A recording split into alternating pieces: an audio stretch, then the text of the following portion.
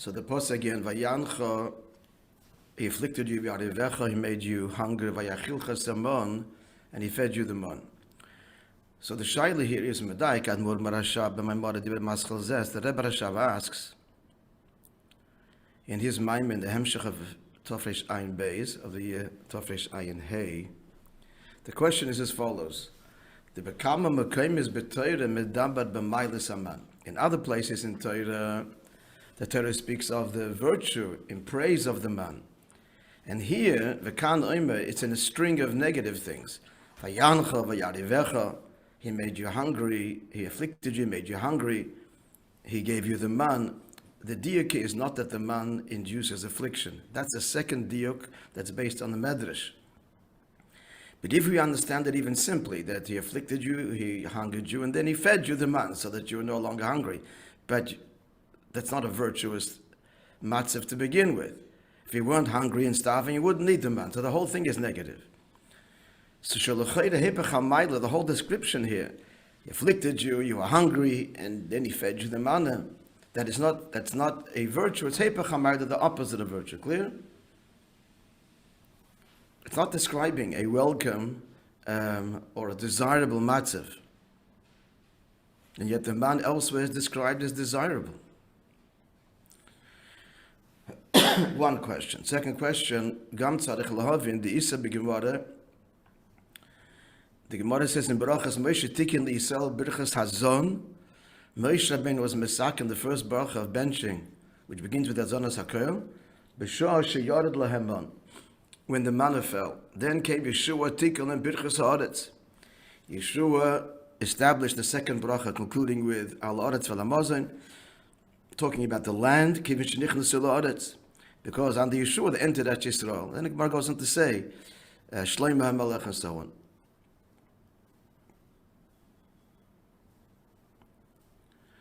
So V'kosev HaRashba, it was Mesak in the next bracha. V'kosev HaRashba, the Pirish Moishe Tikkun, Yeshua Tikkun. So the Rashba says, what does it mean? The Gemara says that Moishe established and Yeshua established. It does not mean that they established that you should praise God and thank Him after eating. That's not the way. That's not what they established. But rather, shetiknu lehem matbeya habrachas. What they established was literally matbeya means a coin, but a coin means because it's a form. The word teva sunken. There's a form engraved in the coin that identifies its value. It's a lashon matbeya habrachas. This is a lashon of the mission of Shas. When talking about the text, the form of brachas, it's called matbeya habrachas. So they only established the text, the form. The brachas atzmam he min haTorah, but to thank God after being satisfied in eating is min haTorah. Kedisa b'Gemara, as the Gemara says, the pasuk says, which we in our nusach we quote in the first bracha, ve'achalta v'sevata ve'irachta. The pasuk says in this week's parsha, Parshas Ekev, you shall eat, be satisfied, and then thank God. So birchas hazon. That is fulfilled in the bracha hazon asayla. Ala oretz. The pasuk goes on to say you shall thank God also for the land. So that is birchas oretz. That's the second bracha that Yeshua was misaken. Point being, again, they did not establish the obligation to thank Hashem, but rather they established the text. Moishe Rabbeinu, food, and Yeshua, the land, the country, at Yisrael. Clear? Yeah. Now the Alter Rebbe makes the following observation in the Kotet Torah. Why is it that in the second bracha, which is ostensibly for the Eretz Yisrael, why mention food again? Maskirin v'alachilas mazen. He mentions there in that noida also for food. But we thank God already for that in the first bracha. And in the conclusion of the bracha, not just in the body of the bracha of the second noida, in the conclusion, we conclude, even though we've already thanked Hashem for sustenance in the very first bracha. Explains the Alter Rebbe in the Kotet Torah for the reason that is because Moshe Rabbeinu's bracha thanking God for sustenance, it's actually referring to the manna. Lechem min hashamayim. And the reference to food in the second bracha, that Yeshua was Mesaken, hu lechem min ha'aretz. So that's why we mention food again in the second bracha, because that's earthly bread, which is what we have partaken of. Which then begs the question, v'tzarech biyur. So therefore the question is, the birchas hazon l'achila hamazbaz. So that we say birchas hazon when you've eaten it, you're satisfied. V'achalta v'savata. The achila mazbaz be'ikir belechem min ha'aretz. What's food that satisfies? I mean, you could ask another question. We don't have manna altogether. You'd be thinking that's the question he'd be asking. Why we even say that is actually, he's going to ask that. I think it's going to be asked. But anyway, here the question is that what satisfies us is what? As he didn't complain about the manna, he didn't satisfy because he couldn't see it and so on. As he goes on to talk about. So what's food? The pasuk says v'achalta v'savata. That's primarily what? Be'ikir belechem min ha'aretz. V'afa peken. And yet, nonetheless, habracha al hamozin, the lechem min ha'aretz. When do we thank God for our earthly bread? It's therefore, because that's what we're eating. Hu bebirchas ha'aretz. It's earthly bread. Shlei nemar ba v'achalta v'savata. In that bracha, we don't say Viachalta v'savata. Where do we quote the bracha Viachalta v'savata? You shall eat and be satisfied. It's in connection with Birchas Hazon, which is the manna, but that our satisfaction is in Dafke Birchas Ha'aretz. Nusach the Birchas Hazon, whereas the Nusach of the first bracha, the Chsib Viachalta v'savata, hu alamon. That's man. The Chsib VaYaancha VaYarivecha. The whole context there is hungering and affliction. Let's look at order number 10.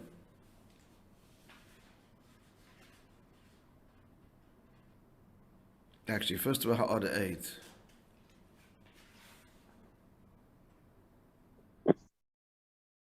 First order 5, okay. So he said that Moishe and Yeshua didn't establish that one should bench, but just the Nusach. So 5, likewise, who builds Yerushalayim, shetikno David the Shloimeh, the Gemara says that David and Shloimeh did, we're masaking that one. Shehi min haTorah, that too is the obligation that Yerushalayim be built and remain built is min haTorah.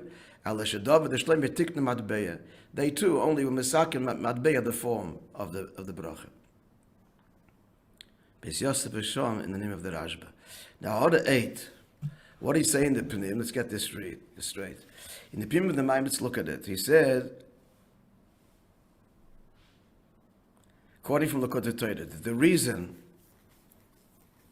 that we mention food also in the second bracha is because the first one is lechem min hashamayim. And the reference to food in the second bracha, that's lechem min ha'aretz. Now, bepashtus, order 8.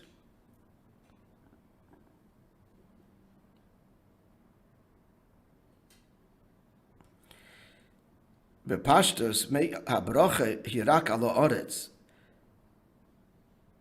If you look at the Gemara there, so Yeshua came to Mesaken the bracha for the land. Now that naturally includes also bread, the mafkim, because the land produces sustenance. So it's not also for bread. The Alter Rebbe is saying in Tanya, in the Torah, that there's a reference to bread because our bread is lechem min ha'aretz, not lechem min hashamayim. In Pashtus, it's not that way. In Pashtus, it's for the land, period. And then by extension, the land produces food. Av look at the Torah shom, but Siddur and look at the Torah, and also in the Siddurim Dach. Not so. Daskoras moz and birchas ha'aretz, the reference to food and sustenance in the second bracha, he bracha al halechem shemin ha'aretz. It's not just for the land that produces food, but the food, the bread itself. That's a chiddush, because it's not so posh in the Gemara itself. And the chiddush godly Yosef, we find it even a greater chiddush articulated by Hemshech Tafrei Samach Vav Amud Shin Lamed Daled. The Rebbe Rashab writes in Samach Vav, "Ubirchas ha'aretz tikin Yeshua." the second bracha Yeshua was misakin, v'habracha hi ala lechem shemina aretz. And the bracha, the whole point of the bracha, is the bread that comes from the. So by saying bracha, it means to say that it's not just there's that content mentioned, by the way, but the actual bracha, baruch atah Hashem ala aretz v'la mazon, we're talking about, the whole emphasis there is earthly bread. The Malashon is mashma shalelek haskaras hamazon, that is from the Lashon of the Rabbi Rashab,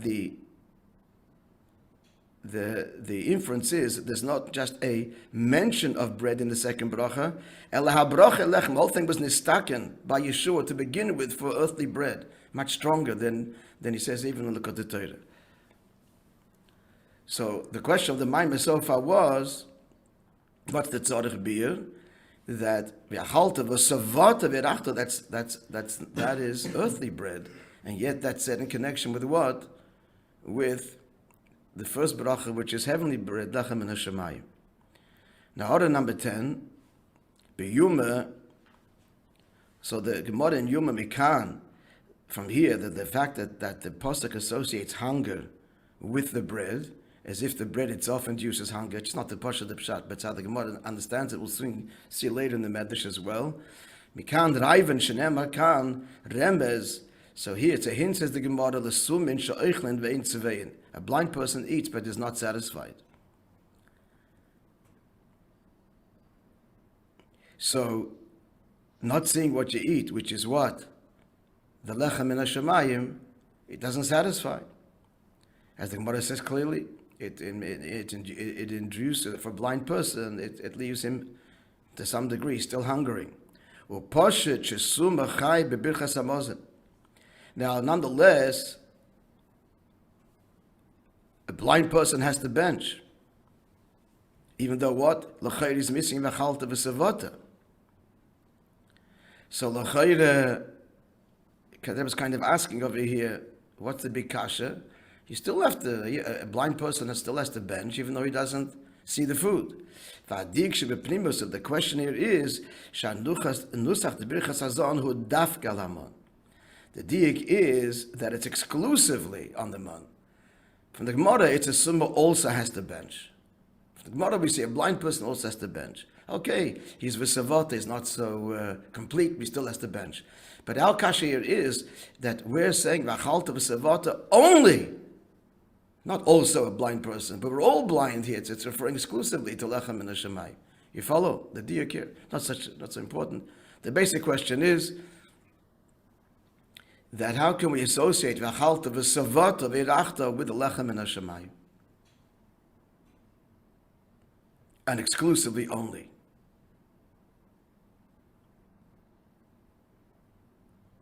Because for the lechem min hashamayim, for all of us, we're like everybody is someone, not just also a blind person. This is, we're all blind in this area. So why is this v'achalta v'savata? Okay, let's continue. Gam tzarich lahavin. We also have to understand something else.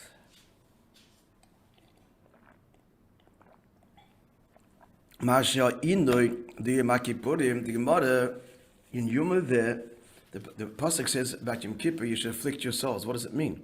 It doesn't say fast. So the Gemara goes through a whole association with other psukim where the word inui is mentioned, in order to arrive at what is meant by inui, affliction on Yom Kippur. And it's not just fasting, it's also abstention from relations, etc. Smearing with oil, wearing leather shoes, these are all derived from association of the word inui, affliction, with other places. So the Gemara says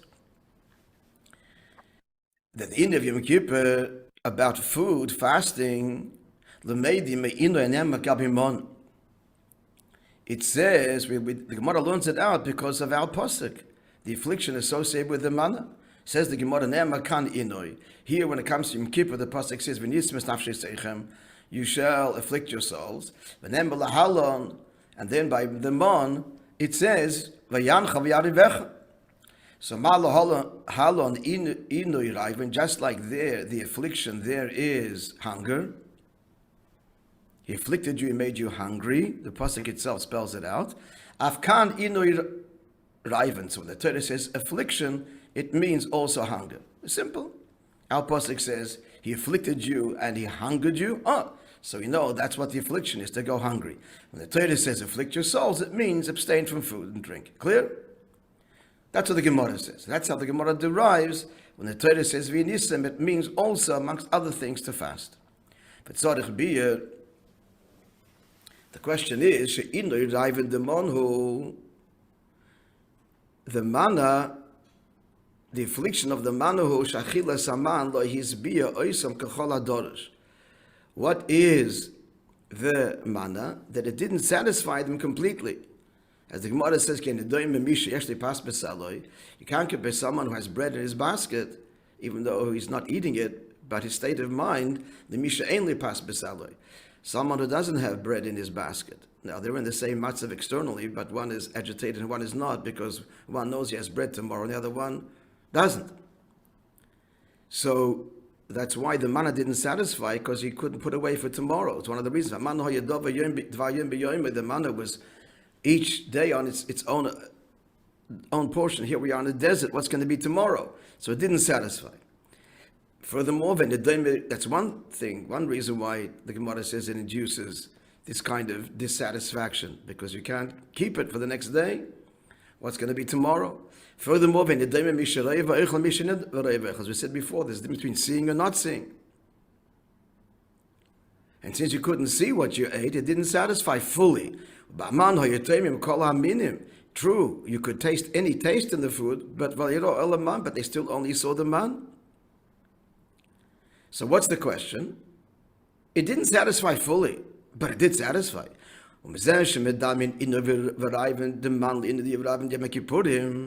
And yet, we're comparing the affliction of the man to the affliction of Yom Kippur. Mashma, the inference is, what is the hunger of the man? It goes beyond not fully satisfying. It's not only that it didn't satisfy as ordinary food does, but in some ways like it didn't eat it at all. That's what we can learn from here, to fast on Yom Kippur. You have to understand this.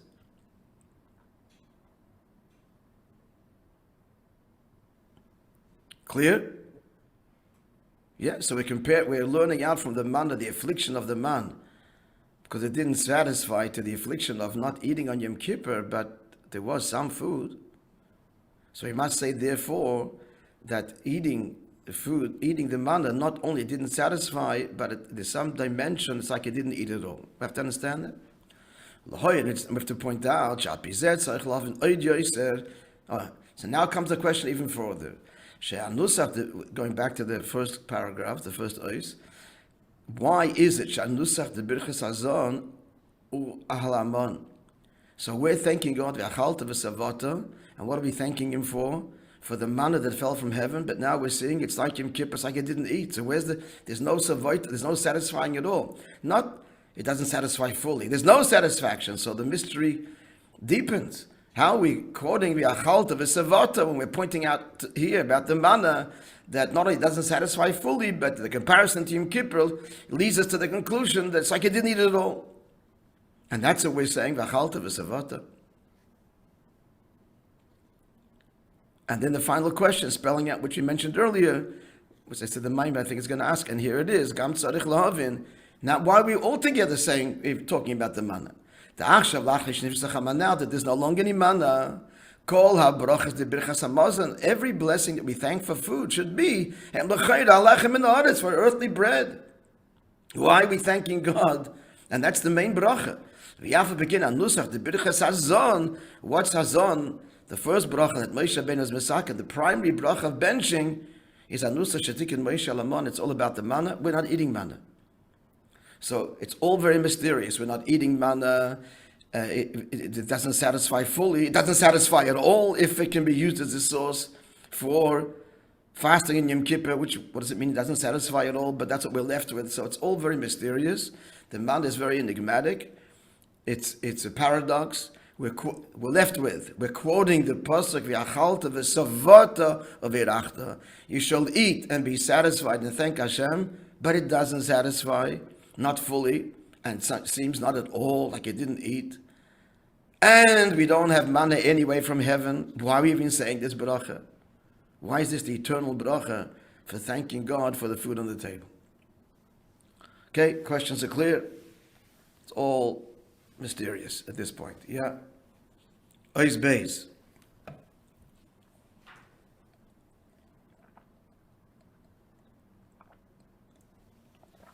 The Yuvan is the behektiv. This is the Medrash. Now to quote the Medrash. The Medrash says, Shaman hoye meichel raiva. The Medrash says that the man, the Gemara is noting this too, but the man is a food that induced hunger. The Pirush VaYarivecha sambanhu. He made you hungry and he fed you the man. The Pirush of the Medrash is very clear. VaYarivecha koi al hamon. I have to look further myself, so it sounds like this is a step further than the Gemara in Yuma.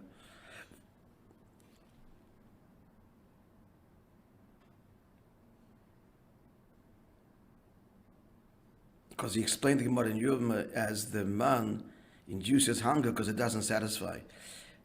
Now, it sounds from here like this is the Medrash is pointing this out, but that's already, you know this already from the Gemara. So, it's in a sense sounds novel. He's introducing a novel thing here. It's not. At any rate, Shaman hidiv oisan oischa VaYarivecha, that the man made you hungry. So now he's going to explain this b'pnimiyus ha'inyanim.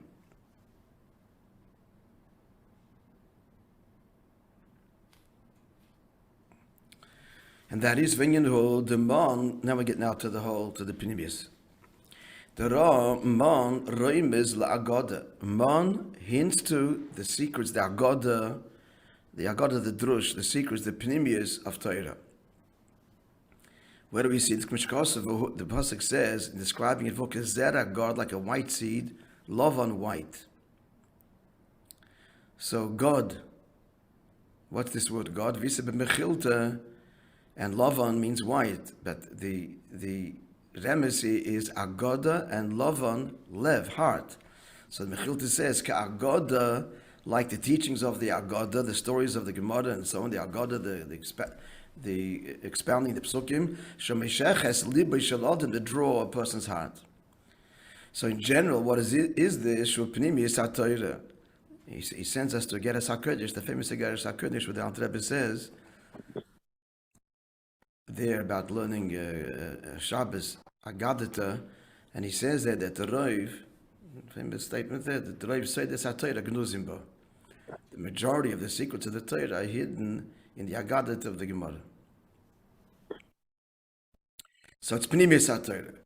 So that's the union of Mana. As explained, Kama Mekoim is the Lechem in the Oretz, so Galia the Torah. So Lechem in the Oretz is revealed. The Lechem in the Shomayim or Pnimiyus HaTorah. So the earthly bread is the revealed Torah, and Lechem in the Shomayim is Pnimiyus HaTorah. Therefore, so where's the hunger? Pnimiyus HaTorah, Rakidiyas HaMetzias, if you learned in the previous Maimon, Pnimiyus HaTorah, we're just learning about the subject. We're not having a grasp of the actual substance, the actual likus, the ruchni is. Therefore, the learning of Pnimiyus HaTorah is connected with this hunger, this longing, al derech, similar to what's conveyed in the pasuk. In almost, the prophet says, Harav, the one who is hungry, lishmayes dvar Hashem, to hear the word of God. So it's a spiritual hunger. Lahagsik hamohos, to grasp. What's the hunger for? To grasp the substance, the essence itself. Just wondering why it doesn't bring the other famous pasuk that before Mashiach comes, Eibishter will send a hunger. It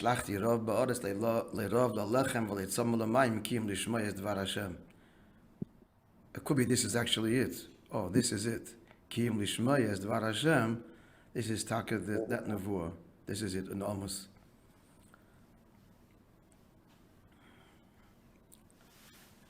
Shlomo has a beautiful song on those words. You know this song? It's before your days. There's many songs people don't know because they didn't become so popular. Behold, days are coming. Introduces it with a whole introduction. Days are coming, there'll be a hunger and a thirst. The children crying in their sleep. This was during the 60s. The unrest, and it's all a longing. Lishmoi as Dvar Hashem. That's our generation of Eimek Yosei Yeshleima, deeper the Mashakos B'Medesh Amon HaMeichel Reiven, going deeper to the Medesh says that the man is a food that Meichel Reiven that induces hunger. Now comes very nuanced, friends. Deep dive. Here we go. Kavon de Bezehi Loirak. The intent is, in brackets, Loirak Shahamon Poyel, that the mana affects that what? That even after you ate it, you were hungry before, yeah? Now you eat the manna, and the manna affects that you still remain hungry because you were hungry before. Doesn't satisfy. He says no. Elagam is deeper than that. Shaman atzmayu meichel reiven. We understood this already, but because he said before, you don't understand the mahus, so it leaves you wanting. That's what he's explaining now.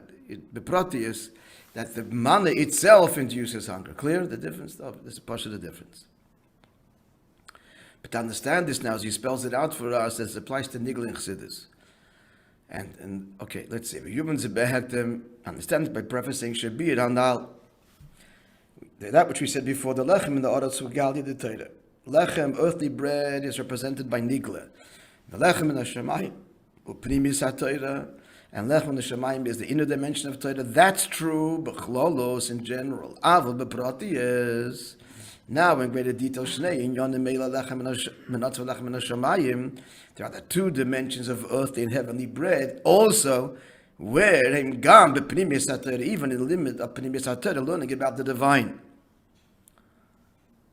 How so? And the matter is as follows: the Isa Betanya, the Altrebe says in Tanya Kontis Achran, Shebelimu Primis HaTorah Shnei Yinyonim. There are two dimensions to Primis, to the study of Primis HaTorah, a lower one and a higher one. First, he says the lower dimension is she mitzvah Rama v'Nisa. It's a lofty and exalted mitzvah to learn Pnimis HaTorah, or shemaviyah lalev shalom, and it brings to a whole heart. Pashat, learn.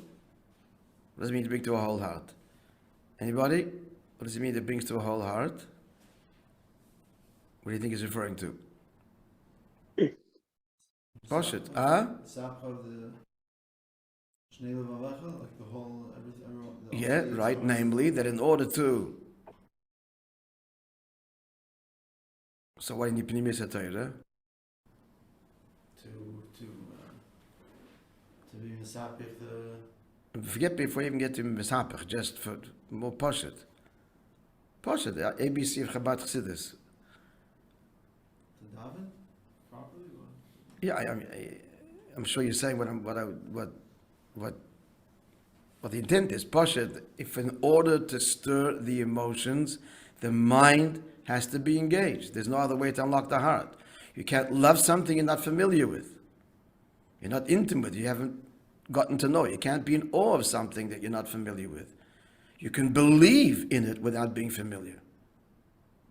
So, what I say when bringing emotional, for years, and I have a brother in Australia called Chaim. You trust me, you believe he exists. 100%. Can you love him? Can you be in awe of him? No. Why? No. You don't know? If I'll tell you about him when you get to meet him, so then you can develop an emotion. So that's the first thing. Pnimis HaTorah, to getting to know God, Mevil Alev Shalom, brings to an engaged heart. That's the lower dargah. This level he speaks of in Tanya. That the study of Pnimis HaTorah, which brings to a whole heart, what's the objective of the learning? It's self-refinement, birurim, starting with birur hamidus, the refinement of the emotions. We all have the capacity for love and fear. What's that going to go to? What am I going to love? What am I going to be in awe of? It's got to go somewhere. So the seichel, learning about the likus, so it channels and directs the emotions and the godliness. So the point of the learning of Pnimius HaTorah is self-refinement. Stir the heart, tame the beast. So that's Udaim with the Lechem in the Oretz. So that's the lower level of Pnimius HaTorah, akin to earthly bread, because the focus is the earthly part of us. Our midas, Nefesh HaBahamis. Yeah, we're clear? That's Lechem in the Oretz within Pnimius HaTorah. However, the ikir in the lechem nashamayim. But what's the deeper inyan, the ikir inyan of limud pnimius haTorah? Who ba limud vayedia the pnimius haTorah mitzadatzma. It's learning pnimius haTorah not for an agenda, in order to stir the heart, refine the midas, etc., but for its own sake. Order 26. See hemshech ayim beis there. Quote. So the understanding of godliness conveyed by the level lechem in the oretz. So this is his abundance in godliness that can be grasped intellectually, that's invested in creation, the Eibishter's midas, etc. This is the holy abundance that Nefesh understand. It's Sheder Shemokir, it's the Srafim and the Chayis. This is one of the reasons we say all of this before Krishma, before VaYahavta, in order to bring to bear the Nefesh HaBahamis. Where do you come from? What do you want? You want to be happy? You want to be satisfied? This is who you are. This is your Pnimius. This is the most Gishmak and beautiful life. Right? That's all part of the abundance of Birchas Krishma. That's all Alikos, that's Bislapshus. And here the point of Nefesh HaLikis is to engage and refine Nefesh HaBahamis. That's all Lechem in the Oretz, he says. But Lechem in HaShemayim hu Hadas v'asaga b'erin sof shelamaylim b'ha'ilimis. Here it's his abundance in the likus beyond creation, which Nefesh HaBahamis doesn't relate to. Beyond creation, it's not my world, so fine, good luck. Got nothing to do with me. So who relates to Elikus beyond creation, the Eibishter beyond creator? In other words, he avoid and Nefesh HaLikis mitzad atzma. That Nefesh HaLikis relates to. Nefesh HaBahamis relates to creation. So what's Nefesh HaBahamis being told? It's the best way to live, my friend. Ilam Haza, Ilam Haba, it's a beautiful life. That's where you come from. So be true to your own source. That's the Nefesh HaBahamis lechem min ha'aretz. You said in the Pnim over here, but lechem in Hashemayim, that's the ikil limud of Pnimis HaTorah, in the words of the Maimer, limud vayedia the Pnimis HaTorah mitzad atzmai. Now, further nuance and detail of that, Be'ez Hashem tomorrow.